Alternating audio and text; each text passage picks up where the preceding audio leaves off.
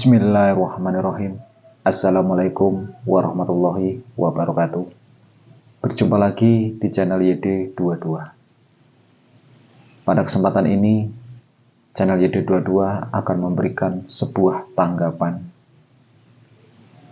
Namun, sebelum kami melanjutkan ke pokok pembahasan, yang baru menemukan channel ini, silakan untuk klik subscribe serta aktifkan loncengnya supaya selalu mendapatkan video-video terbaru dari channel YD22, yang mana sudah kita ketahui bersama, channel YD22 ini selalu memberikan sebuah pengalaman, wawasan, juga pengetahuan. Dalam kesempatan ini, saya akan menanggapi tentang kode PSHT yang bocor. Nah, di sini saya menanggapi sebagai seorang narasumber atau channel YD22. Saya menanggapi tentang kode PSHT yang bocor. Itu sudah banyak diperbincangkan di TikTok. Itu banyak sekali. Namun saya memberikan sebuah tanggapan. Ini kalau saya sendiri menanggapi, kalau yang pasti itu, ya saya tidak bisa memastikan itu memang kode PSHT yang bocor atau bagaimana.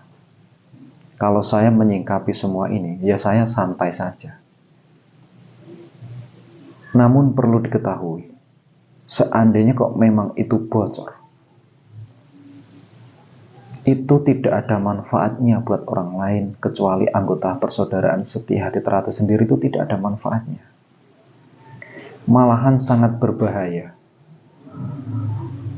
Berbahaya itu begini, seandainya kode itu dikuasai oleh orang lain, bukan orang Esa, terus manfaatnya apa?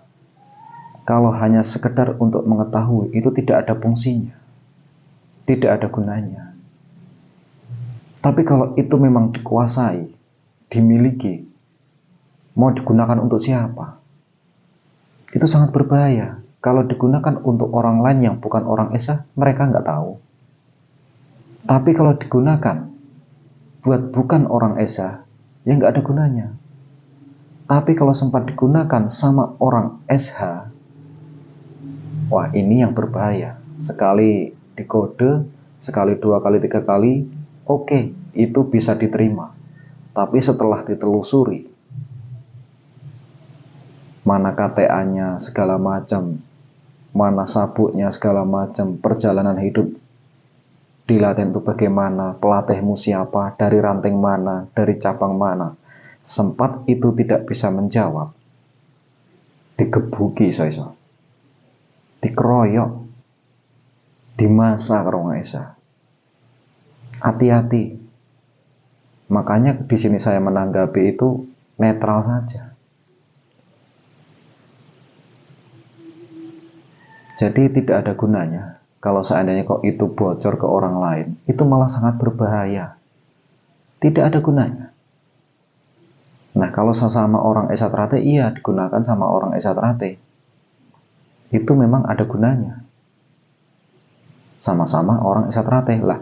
Kalau seandainya ini kok orang lain bukan orang Esa teratai itu memiliki, ya nggak ada manfaatnya. Mau digunakan sama orang lain yang bukan orang Esa, mereka nggak bisa, nggak tahu manfaatnya, nggak tahu gunanya. Digunakan sama perguruan lain juga nggak ada manfaatnya, nggak ada gunanya.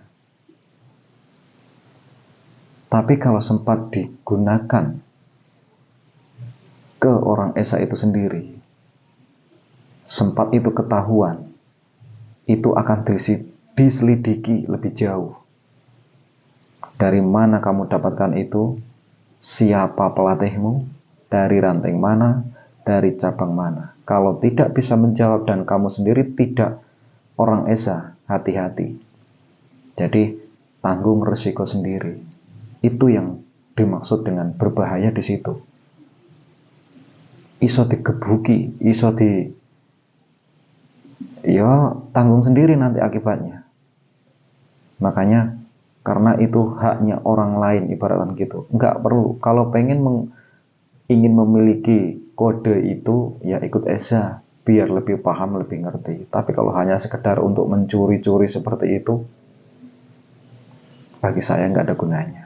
Orang enek manfaatnya, malah berbahaya. Nyawamu malah ibaratnya isong taruhan, ibaratnya kayak ngono kuwi. Makanya sing tak jaluk, yang saya minta bagi siapa saja yang memang sudah mengetahui, jangan sekali-sekali untuk disebarluaskan. Jangan, itu akan membahayakan. Akan membahayakan dirimu sendiri. Jadi di sini saya menanggapi hal yang tersebut ya. Kalau saya santai aja, nggak terus kok ibaratnya wah geger, wah gimana ini, wah gimana. Saya santai aja. Orang itu hanya sekedar kode. Kalau seandainya bocor, ya biasa aja. Cuman kan itu berbahaya. Makanya berhati-hati. Jika memang kode ini sudah bocor, untuk orang lain, orang umum ya, yang bukan orang esatrate, jangan coba-coba sekali-sekali untuk menggunakan itu ke orang esa. Itu jangan digunakan. Kalau sempat digunakan nanti berisiko itu. Jadi saya menanggapi ini, intinya itu, kalau itu memang bukan hak kita, kalau memang itu memang bukan milik kita, ya jangan dicoba-coba. Jadi intinya mudah-mudahan apa yang saya sampaikan ini bermanfaat ya.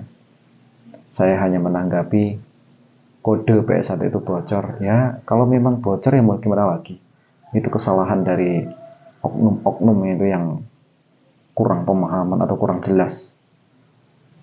Yang pasti intinya di sini, jangan itu disebarluaskan kembali. Sekalipun itu disebarluaskan, itu berbahaya. Jadi lebih baik ya jangan digunakan, ya lebih baik apa ya, jangan digunakan lah. Jangan mencari sebuah masalah kalau memang tidak punya masalah. Karena kalau sudah ada masalah itu timbulnya panjang itu. Mudah-mudahan bisa dimengerti. Apa yang saya sampaikan ini hanya sekedar untuk menanggapi, karena di TikTok itu sudah rame, bahkan youtuber-youtuber yang gede yang lainnya juga sudah menanggapi. Jadi intinya itu, ya untuk apa kita punya kayak gitu, diri kita bukan orang esa, ya percuma aja, nggak ada gunanya. Mau digunakan sama orang lain nggak ada gunanya. Digunakan sama orang esa malah menyetorkan masalah, ibaratkan seperti itu. Jadi lebih baik nggak perlulah yang kayak gitu. Berjalan itu yang lurus-lurus saja, yang baik-baik, jangan seperti itu. Karena sekali nanti menemukan sebuah kesalahan, ketahuan, nah ujung-ujungnya nanti repot juga. Ini itu aja yang saya sampaikan. Mudah-mudahan ini bisa menjadikan sebuah pelajaran atau pengalaman. Intinya saya hanya menanggapi, jangan sampai disebarluaskan kembali. Itu saja. Saya akhiri. Assalamualaikum warahmatullahi wabarakatuh.